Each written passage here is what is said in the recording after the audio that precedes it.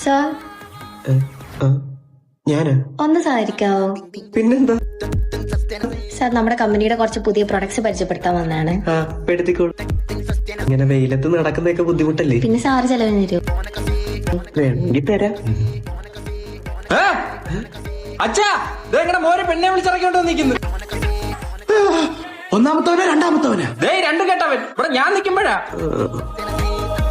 എന്റെ പൊന്നുമോളെ, നീവന്റെ എന്തോ കണ്ടോണ്ട്? അല്ലെങ്കിൽ ഞാൻ ജസ്റ്റ് പ്രൊഡക്റ്റ് ഈ പ്രൊഡക്റ്റിന്റെ ദൃഷ്ടി പതിഞ്ഞാ മതി, നാട്ടുകാര് പറയും പിഴച്ചൂന്ന്. വേണ്ട ഫാത്തിമ, തർക്കിക്കണ്ട. ഫാത്തിമയോ? പേരെന്തായിരുന്നു? ആരതി.